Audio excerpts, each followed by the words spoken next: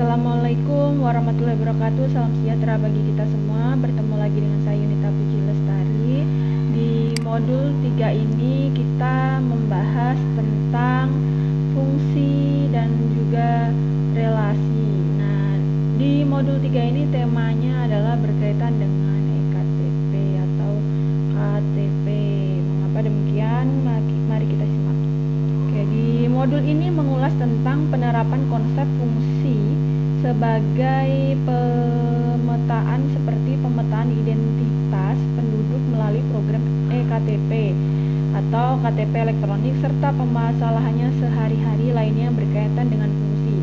Tujuan dari modul ini yaitu pertama memahami konsep, operasi dan karakteristik relasi dan fungsi dan penggunanya dalam menyelesaikan kehidupan sehari-hari, terampil melakukan operasi matematika yang melibatkan fungsi serta penggunanya dalam menyelesaikan kehidupan sehari-hari, serta terbentuknya dan memiliki sikap kemandirian bertindak logis, tidak mudah menyerah dan percaya diri menggunakan matematika dalam pengembangan kehidupan ekonomi dan masalah lainnya dalam kehidupan sehari-hari. Nah, di bab 1 ini kita akan membahas tentang konsep relasi dan fungsi. Apa itu? Relasi adalah suatu hubungan dari himpunan A ke himpunan B. Himpunan A ke himpunan B. Manakah itu himpunan? Nah, ini kita misalkan di sini aja contoh himpunan A dan ini himpunan B. Nah, kemudian apa itu fungsi? Fungsi atau pemetaan adalah suatu relasi dari himpunan A ke himpunan B dengan mengawankan setiap anggota himpunan A tepat dengan satu anggota dari himpunan B. Jadi fungsi adalah mengawankan atau memasangkan himpunan A ke himpunan B, di mana himpunan A ini memiliki satu pasangan dari B. Misal kalau yang Andi dia sukanya sepak bola sama basket, nah itu tidak dikatakan fungsi karena si Andi ini memiliki lebih dari satu. Nah, sama halnya seperti EKTP di mana satu orang itu hanya memiliki satu nomor induk atau satu nik saja. Nah, di sini ada contoh, misalkan A, himpunan A ada Andi, Ahmad, Arif, Agus, Asep, Arman, dan B ini adalah sepak bola, basket, voli, futsal, bulu tangkis, tenis meja. Ini merupakan fungsi pemetaan dari seseorang dengan kesukaan atau hobi dalam olahraga ya. Nah, di sini disebutkan olahraga sepak bola disukai oleh Ahmad dan Arif. Olahraga basket disukai Asep. Olahraga voli disukai oleh Andi. Olahraga futsal digemari oleh Arif. Bulu tangkis Arman, dan yang menyukai tenis meja adalah Agus. Jika relasi antara himpunan A ke himpunan B dinyatakan dalam hobi, tunjukkan dalam diagram panah. Jadi caranya adalah sepak bola disukai oleh Ahmad dan Arif. Sepak bola adalah Ahmad dan Arif. Kemudian tadi sampai olahraga basket disukai Asep. Basket oleh Asep. Kemudian voli Andi. Voli. Futsal Arif.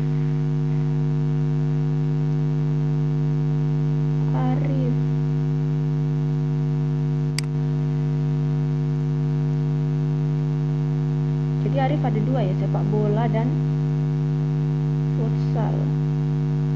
Kemudian bulu tangkis Arman, dan yang menyukai tenis meja adalah Agus. Ini tunjukkan dalam diagram panah relasi tersebut dan dalam himpunan pasangan. Jadi himpunan pasangannya begini jadinya. Diagram panah dimulai Andi melihat voli, Ahmad sepak bola, Arif sepak bola, Arif futsal, Agus tenis meja, Asep basket, dan Arman bulu tangkis gitu ya. Jadi nanti di kegiatan 1 itu ada latihan soal, minta tolong dikerjakan.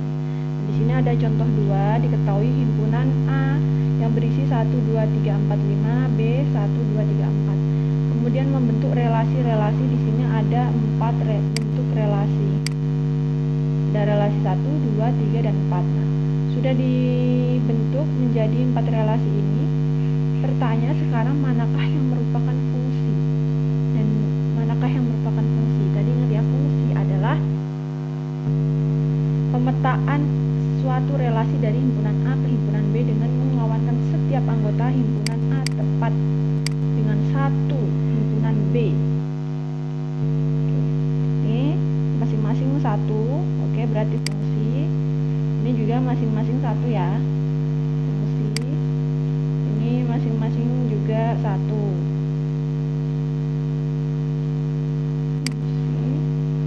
Nah, yang keempat, ini ada satu anggota di A yang memiliki 2. Dia kawannya ada 2. Ini berarti tidak termasuk fungsi atau pemetaan karena ada anggota di himpunan A yang mempunyai teman lebih satu di himpunan B. Belum bisa dikatakan relasi. Seperti itu. Nah, kemudian di sini kita akan belajar mengenai daerah asal, daerah kawan. Apa itu? Nah, dalam fungsi atau pemetaan dikenal 3 daerah atau wilayah, yaitu daerah asal, daerah kawan, dan daerah hasil.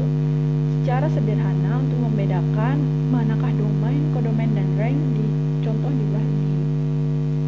Ini fungsi F memetakan A ke B, di mana daerah asalnya atau domainnya itu yang 1, 2, 3, kodomainnya itu yang X, Y, Z, ranknya itu ya X, Y, Z. Karena ranknya itu adalah yang mendapat pasangannya, sebetulnya mendapat pasangan dari si A ini.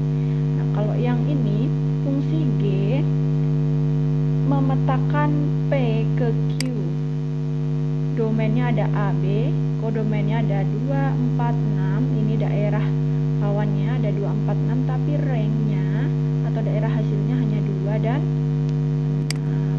Seperti itu. Nah, di sini ada notasi dasar himpunan. Misal kalau nanti kita menemukan kurung kurawal, itu tandanya apa? Kalau misalnya kayak ada huruf E seperti ini, nanti dibacanya apa? Seperti itu. Kayak ini kan contoh 1, kayak huruf E ini A. Nah, ini bacanya berarti 1 adalah anggota himpunan A. Seperti itu ya. Nah, kemudian ini ada sifat-sifat dari fungsi, ada 3.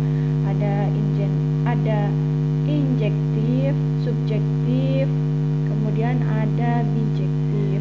Ini bijektif yang dari himpunan A memiliki kawan di himpunan B, di mana masing-masing itu fungsinya kayak satu-satu gitu. Oke, ini silakan nanti dikerjakan untuk melatih pemahaman tentang himpunan, relasi, fungsi, seperti itu.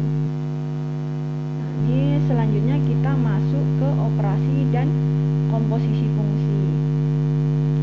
Komposisi atau operasi fungsi secara umum dilakukan untuk menghasilkan nilai tertentu setelah melalui tahapan atau prosedur operasi tertentu. Demikian juga dalam membuat EKTP yang valid atau absah bagi seseorang. Dilakukan dengan operasi atau prosedur tertentu, misalnya pemeriksaan berkas, pengajuan, pengisian data kependudukan, pengambilan foto, tanda tangan, sidik jari dan retina mata, dan pencetakan KTP. Apabila prosedur terbalik atau terlewati, tentu akan berbeda hasilnya. Hal yang serupa seperti kita menyusun KK, STNK, dan sebagainya. Nah, fungsi komposisi itu apa sih? Fungsi komposisi itu adalah gabungan dari beberapa fungsi yang ada. Fungsi komposisi disimbolkan dengan huruf O yang dibaca ini bundaran. Nah, sebelum masuk contoh, di sini itu fungsi nama lainnya pemetaan. Misalnya di sini ada A dengan anggotanya X dipetakan ke fungsi F ini, maka jadinya adalah di B ada Fx. Jadi A anggotanya X dipetakan ke fungsi F, maka jadinya ke fungsi Fx. Nah, kemudian lagi misalnya ini dipetakan lagi ke fungsi G.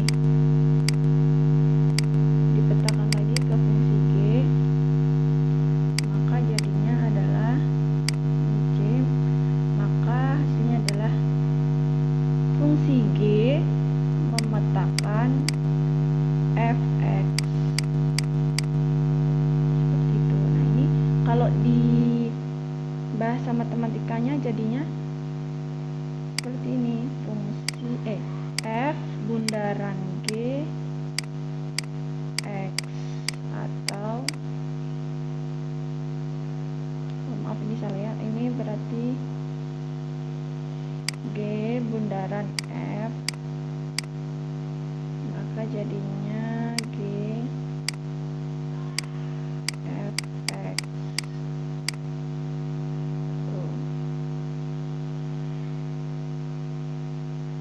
Selanjutnya di sini ada contoh jika f dan g dinyatakan dengan rumus fx sama dengan x kuadrat dan gx sama dengan 1 tambah x tambah 1, tentukan rumus untuk fungsi f bundaran gx dan g bundaran fx. Nah, sebelumnya supaya tidak bingung, ini misalkan ya, misalkan itu ada fx itu sama dengan roti, terus ada gx itu sama dengan selai.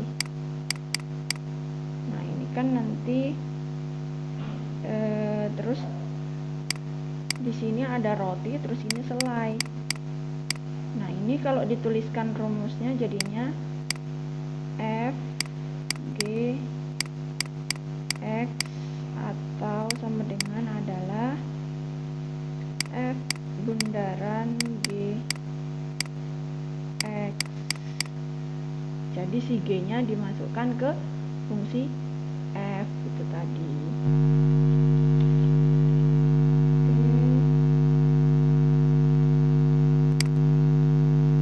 Ini tadi soalnya ini ya, copy dulu, kita kerjakan.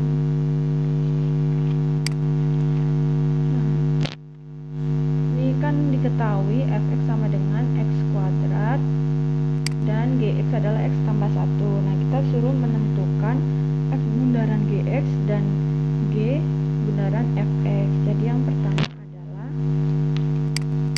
f bundaran gx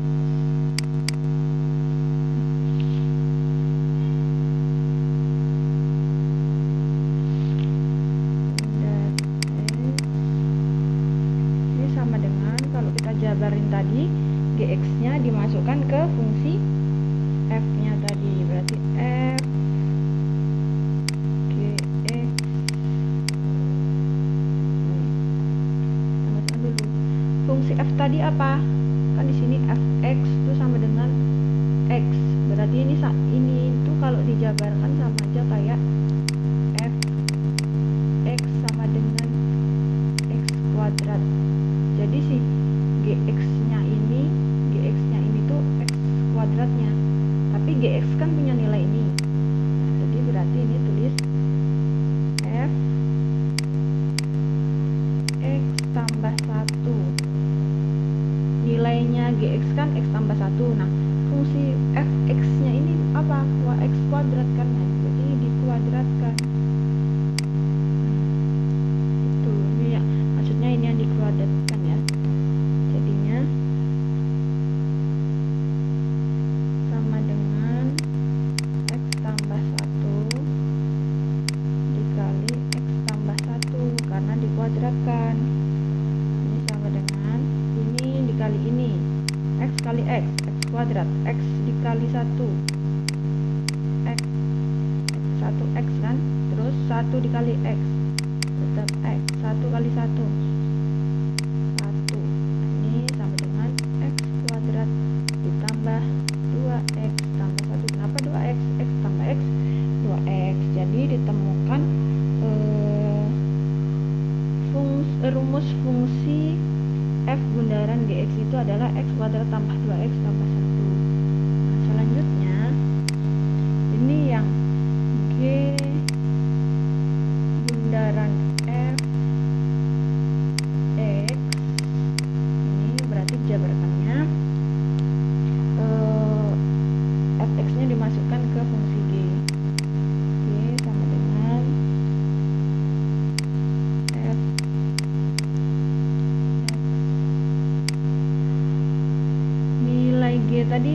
berapa nilai Gx? Ini kan G, ini berarti ini X ini. Untuk X tuh. Atau Gx. Nah, Gx kan ini X tambah 1, tapi kita masukkan Fx-nya dulu. Fx-nya berapa? X kuadrat. Berarti ini G X kuadrat tambah 1, karena X-nya nilainya adalah X kuadrat. Berarti nilai dari G bundaran Fx itu adalah X kuadrat tambah 1. Seperti itu. Nah, sekarang kita masuk ke inverse, fungsi inverse. Kalau ini tadi kan fungsi yang tidak diinverskan. Nah, sekarang kalau diinverskan, fungsi inverse adalah fungsi kebalikan atau lawan dari fungsi asalnya yang mengubah urutan pemetaan dari domain ke kodomain. Jika suatu fungsi f memetakan himpunan A ke himpunan B, maka fungsi inverse ini simbolnya begini, memetakan himpunan B kembali ke himpunan A. Suatu fungsi hanya memiliki fungsi inverse jika fungsi tersebut merupakan fungsi bijektif atau korespondensi satu-satu. Bijektif, misal di sini ada A, B, C di himpunan A, kemudian di himpunan B itu ada 1, 2, 3. Nah, ini dipasangkan satu-satu ini. Nah, itu bijektif, fungsi bijektif, di mana setiap anggota domain memiliki pasangan tunggal di kodomain dan setiap anggota kodomain juga memiliki pasangan tunggal di domain. Ini ada contoh, diketahui fungsi fx sama dengan x tambah 5, tentukan fungsi rumus dari fungsi inverse x. Fungsi inverse x-nya nilainya 2, terus fungsi inverse yang nilainya minus 4. Ini caranya adalah kan ini ada fx sama dengan x tambah 5. Jadi kita misalkan atau kita ubah si fx ini tuh sebagai y. Jadi y sama dengan x tambah 5. Tapi karena di sini kita mau cari x-nya, berarti ini kan anggap aja begini ya, x. Jadi y-nya pindah 5-nya ini pindah ruas jadi minus 5. Atau kalau kita tuliskan x sama dengan y minus 5. Gitu ya. Berarti rumus fungsi f inverse x ini, atau fungsi inverse f x ini adalah sama dengan, karena di sini x berarti y-nya ini kita ganti x, berarti x minus 5. Nah, berarti kalau misalnya di sini fungsi inverse di sini 2, berarti kita tinggal kasih masuk rumusnya. Kan tadi ini x ini kita tinggal ganti yang angka 2, berarti 2 kurang 5 sama dengan minus 3. Nah, berarti berapa? Kalau inverse-nya misalnya x-nya ini diganti minus 4. Nah, silakan dicari. Kemudian di sini ada sifat dari fungsi inverse yang sudah ditetapkan dan membuat kita mempermudah lagi. Misal kalau ada fx sama dengan ax ditambah b, maka fungsi inverse-nya adalah fungsi inverse x sama dengan x min b per a. Itu ya. Contohnya misalnya ini ada fx